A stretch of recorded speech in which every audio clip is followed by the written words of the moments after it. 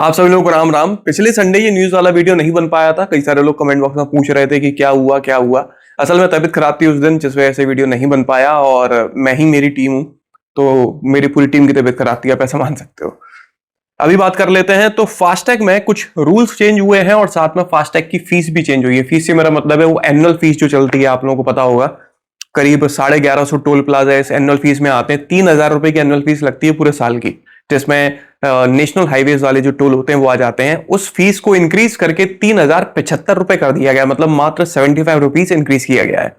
दूसरा जो rule change हुआ है वो ये हुआ है कि अभी तक क्या था ना, किसी भी वजह से आपने अगर टोल पे नहीं किया है तो आप निकल जाओ, कल परसों नरसों कुछ नहीं होगा। अब ऐसा नहीं है। अब ऐसा है कि अगर आप निकल गए हो किसी भी वजह से तो कोई बात नहीं है, आपके नंबर पर एक ई नोटिस आएगा जिसमें वो टोल फीस आपको पे करनी होगी। तब नहीं कर पाए थे, अब कर दो।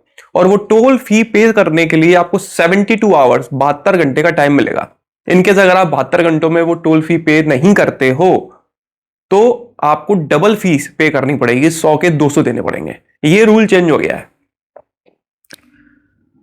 होंडा वालों ने अपनी electric SUV alpha, zero alpha का टेस्टिंग शुरू कर दिया है। 12,000 करोड़ रुपए होंडा वालों ने इस ईवी प्लांट के ऊपर इन्वेस्ट किए हैं और ये सिर्फ इंडिया में नहीं, यहां से गाड़ियां बना के एक्सपोर्ट भी करने वाले हैं। रही बात इस गाड़ी की जीरो अल्फा, तो ये अगले साल जो है वो लॉन्च होगी। डस्टर को लॉन्च किया गया है 10.29 लाख रुपए से शुरू होकर ये 18.49 लाख रुपए तक की मिल जाती है। इसके दो 1 लीटर और दूसरा 1.3 litre turbocharge petrol engine launch किए गए हैं। 1.8 लीटर हाइब्रिड इंजन जो है वो दिवाली के आसपास लॉन्च किया जाएगा, लेकिन लॉन्च होने के पहले उस इंजन की बुकिंग्स फुल हो गई हैं। तो 2026 में जितनी इनकी कैपेसिटी थी प्रोडक्शन की वो फुल हो चुकी है। अभी हाल फिलहाल तो बुकिंग ही बंद है। कब बुकिंग चालू होगी नहीं पता, लेकिन जब बुकिंग चालू होगी तो वो 2027 की बुकिंग ली जाएंगी, ना कि 2026 की। ठीक है। हाल फिलहाल अगर आप इस गाड़ी को 31 मार्च के पहले बुक करते हो तो आपको 20,000 से 40,000 रुपए तक का फायदा हो सकता है। और ये जो मैंने प्राइसेस आपको बताया ना, 10,30,000 से 18,50,000, ये फायदा का बाद में बताया, मतलब डिस्काउंटेड प्राइसेस हैं ये। 31 मार्च के बाद में 20,000 से 40,000 रुपए प्राइसेस बढ़ जाएंगे। BYD ने सी लायन के 7 एनिवर्सरी एडिशन को लॉन्च किया है 49.4 लाख रुपीस में। इसमें कोई वैसा चेंज नहीं किया गया है, सिर्फ इंटीरियर में आपको ब्लू कलर की, ब्राइट ब्लू कलर की थीम मिलती है। लेकिन जो चेंज है वो है ऑफर में। ऑफर कैसा है कि इस गाड़ी के शुरुआती, मतलब इस एडिशन के शुरुआती 1100 कस्टमर्स या फिर 30 अप्रैल के पहले आने वाले कस्टमर्स को कुछ पर्क्स मिलेंगे। पर्क्स क्या मिलेंगे? 11 किलोवाट का जो चार्जर है घर के लिए दिया जाता है, उसका इंस्टॉलेशन फ्री होगा और चार्जर भी फ्री होगा। दूसरा, 2 साल के लिए गाड़ी का मेंटेनेंस फ्री होगा इंक्लूडिंग सर्विसेज। तीसरा, 8 साल और 1.5 लाख किलोमीटर तक की वारंटी मिलेगी, जो कि आमतौर पर स्टैंडर्ड वारंटी 6 साल की है और 1 लाख किलोमीटर की, ऐसी कुछ है। तो ये 3 पर्क्स आपको मिलेंगे ब्लू इंटीरियर के साथ में। कैफे 3 नॉर्म्स जो कि अप्रैल 2027 से शुरू होने वाले थे वो शायद डिले हो सकते हैं, क्योंकि जो कंपनीज वगैरह है ना, उनकी मीटिंग में जो वोटिंग होती है कि भाई डिसीजन वगैरह क्या, गवर्नमेंट सभी मैन्युफैक्चरर्स के अगेंस्ट जाके तो काम कर नहीं सकती। मैक्सिमम मैन्युफैक्चरर्स जिस साइड होंगे वही फैसला लिया जाएगा। तो अभी जितने भी मैन्युफैक्चरर्स हैं उनकी वोटिंग में कुछ कंफ्यूजन्स आ रहे हैं, जिस वजह से ऐसा लग रहा है कि अप्रैल 2027 का जो टारगेट है वो शायद थोड़ा खिसका दिया जाए आगे। टाटा सियरा ने भारत एनकैप में 5 स्टार्स स्कोर किए हैं। एडल्ट ऑक्यूपेंट्स के लिए 31.14 आउट ऑफ 32 और चाइल्ड ऑक्यूपेंट्स के लिए 44.73 आउट ऑफ 49 पॉइंट्स स्कोर किए हैं। देखो ये स्कोरिंग वगैरह तो ठीक है यार, भारत एनकैप, ग्लोबल एनकैप, इनकी टेस्ट रेटिंग प्रोटोकॉल्स इतने लूज हो गए हैं कि खैर ये गाड़ी तो ऐसी है कि अगर लूज नहीं भी होते तब भी 5 स्टार ही मिलते हैं। इसके बेस वेरिएंट में पेट भर के फीचर्स मिलते हैं सेफ्टी के। ऑडी ने स्टैंडर्ड Q8 और RS Q8 के बीच में S Q8 नाम का एक नया वेरिएंट लॉन्च किया है। 1.78 करोड़ रुपीस में ये मिलता है। 4 litre twin turbocharged V8 engine है, पेट्रोल, 507 bhp पावर और 770 Nm के टॉर्क के साथ में 0 to 100 किलोमीटर की स्पीड को ये 4.1 सेकंड में अचीव कर लेती है। ऑडी एक नई इलेक्ट्रिक हैचबैक लॉन्च करने वाला है और हैचबैक का नाम क्या होगा वो कंफर्म हो गया है। उसका नाम होगा A2। ये फॉक्सवैगन के MEB प्लेटफॉर्म के ऊपर बनाई जाएगी, मतलब गाड़ी ऑडी की है, प्लेटफॉर्म फॉक्सवैगन का है। BMW वालों ने M2CS को लॉन्च किया है 1.66 करोड़ रुपीस में। इसमें 3 litre 6 cylinder twin turbocharge petrol engine मिलता है, 530 bhp की पावर और 650 Nm के टॉर्क के साथ में 302 किलोमीटर पर आवर की इसकी टॉप स्पीड है। BMW i3 EV सेडान को अनवील किया गया है। इसमें 900 किलोमीटर तक की रेंज मिलती है, 108.7 किलोवाट आवर की बैटरी है, 469 bhp की पावर और 645 Nm के टॉर्क के साथ में। महिंद्रा वालों ने भाई गजब ही कर दिया यार, गजब ही। मतलब इसको मैं एरोगेंसी कहूं या लीनियंसी कहूं, क्या कहूं, मुझे खुद समझ नहीं आ रहा। मैटर कुछ यूं है कि BE6 के बैटमैन एडिशन को लॉन्च किया गया था। सिर्फ 999 यूनिट्स इसकी लॉन्च की थी और लॉन्च होने के पहले उसकी बुकिंग्स ओपन की गई थी और बुकिंग इतनी जल्दी हुई, 2-5 मिनट में सोल्ड आउट हो गई थी पूरी BE6 का बैटमैन एडिशन। जिस वजह से कई सारे कस्टमर्स थे जो इस गाड़ी को लेना चाह रहे थे पर ले नहीं पाए थे। सोशल मीडिया पर उन लोगों ने अपना पोस्ट किया कि मेरे बच्चे को लेनी थी, मेरे पापा को लेनी थी, मेरे को लेनी थी, ये लेनी थी, वो लेनी थी। तो महिंद्रा ने डिमांड को देखते हुए इसके एक और लॉट को लॉन्च करा। मतलब 999 तो लॉन्च हो गई, बिक भी गई। उसके बाद में महिंद्रा ने अनाउंस किया वापस से अभी 5 या 6 मार्च को कि ये लोग है ना इस बार लिमिटेड यूनिट्स नहीं, एक दिन के लिए मतलब 24 घंटे के लिए बुकिंग्स ओपन करेंगे। उस 24 घंटे में जितने भी लोग बुक करेंगे उतनी गाड़ियां हम बैटमैन एडिशन बना के डिलीवर कर देंगे। ये चीज उन 999 ओनर्स को पसंद नहीं आई कि यार उन लोगों ने ये 999 गाड़ियां जो बैटमैन एडिशन था वो क्यों खरीदा था। इसलिए खरीदा था क्योंकि ये लिमिटेड यूनिट्स थी। पूरे शहर में एक गाड़ी है भाई मेरे पे, स्पेशल फील मिलता है, इसलिए उन्होंने ये बैटमैन एडिशन खरीदा था। अब उस स्पेशल फील को आप छीन रहे हो गाड़ियां बांटकर, जिस वजह से ये जो शुरुआती 999 ओनर्स थे उन्होंने सोशल मीडिया पर बाकी जगह पर महिंद्रा के लिए फालतू बातें बोलना शुरू करनी, ये ऐसा वैसा फलाना ढमका। तो इतना विरोध देखते हुए महिंद्रा ने ये कहा है कि बॉस एक काम करो, जिसको अपनी गाड़ी वापस करनी है डीलर पे जाओ, बात करो और अपना पैसा लो और जाओ, गाड़ी हमें वापस कर दो अपनी वाली, हम बायबैक कर लेंगे अपनी गाड़ी, कोई दिक्कत नहीं है। 2 या 3 महीने हुए हैं पहले लॉट को लॉन्च हुए, हम 2-3 महीने पुरानी गाड़ी हम वापस खरीद लेंगे, आपको दिक्कत है बने रहो। तो भाई ये एरोगेंसी में कहूं इस चीज को कि या भाई आपके शुरुआती कस्टमर्स वही लोग थे, आप उनसे गाड़ी वापस खरीदने के लिए तैयार हो गए हो, ये थोड़ा सुनने में एरोगेंट लगता है। या फिर मैं कहूं कि भाई आप इतने सॉफ्ट हो कि आपने देखा इतने सारे कस्टमर्स हैं, हमारे प्रोडक्ट की डिमांड है तो उसको फुलफिल क्यों ना किया जाए। 2 रूप है इस बात के, लेकिन जितने भी रूप हो ये आमतौर पर बहुत रेयर चीज है यार। मार्केट में ऐसा कब होता है, कहां सुनने को मिलता है कि कोई कंपनी अपनी गाड़ियां वापस खरीद रही है, इसलिए नहीं कि उसमें कुछ खराबी है, खराबी को छुपाना है इसलिए खरीद रही है, इसलिए नहीं, सिर्फ इसलिए खरीद रही है कि ओनर को लग रहा है कि भाई हमारा जो स्पेशल फील है वो हमें आ नहीं रहा। कितना रेयर है। तो जो भी है, पहली बार मैंने ऐसा कुछ सुना और देखा है। आगे बढ़ते हैं तो किया वालों ने क्लेविस ईवी और क्लेविस के आइस वर्जन दोनों को अपडेट किया है। क्लेविस ईवी में अब 6 सीटर वर्जन मिलने लगा है 8 वेरिएंट्स में। छोटे मोटे कॉस्मेटिक चेंजेस भी साथ में किए गए हैं, वेरिएंट्स का थोड़ा ऊपर नीचे हिसाब किताब भी किया गया है। क्लेविस के आइस वर्जन में वेरिएंट्स में फीचर्स उठापटक किए गए हैं, जैसे कि GT लाइन और X लाइन ट्रिम्स को ऐड कर दिया गया है कॉस्मेटिक चेंजेस के साथ में। एडास आपको HTX ऑप्शनल ए वेरिएंट में मिलने लगा है, पहले नहीं मिलता था। HTK प्लस में इलेक्ट्रिक सनरूफ मिलने लगी है। HTK प्लस ऑप्शनल में पैनोरामिक सनरूफ, LED हेडलैम्प्स और डैशकैम जैसे फीचर्स मिलने लगे हैं। अब 11.2 लाख रुपीज से शुरू होकर ये 21.56 लाख रुपीज तक की मिलती है। ये चेंजेस किए गए हैं। मिनी कूपर के एस विक्ट्री एडिशन को लॉन्च किया है 57.5 लाख रुपीस में। एक न्यूज तो बहुत सी हो गई। आगे बढ़ते हैं तो लेक्सस ने अपने इंडिया में सबसे पहला इलेक्ट्रिक गाड़ी को लॉन्च किया है जिसका नाम है ES500E। प्राइसिंग है 89.99 लाख रुपीस, मतलब 90 लाख रुपए। 74.68 किलोवाट आवर की बैटरी मिलती है और 580 किलोमीटर की रेंज है। पेट्रोल हाइब्रिड भी इस गाड़ी में आएगा, लेकिन अभी नहीं, बाद में आएगा। इसके अलावा एक्स्टर का फेसलिफ्ट, यार एक मुझे समझ नहीं आता, मतलब कब लॉन्च हुआ एक्स्टर का फेसलिफ्ट पता तक नहीं चला है। वरना का फेसलिफ्ट कब लॉन्च हुआ पता तक नहीं चला है। इतने सुर सपाटे में भाई साहब गाड़ियां लॉन्च क्यों कर रहे हो। एक टाटा वाले हैं, उनके पंच का फेसलिफ्ट लॉन्च हुआ, दुनिया भर में ढिंडोरे पट गए।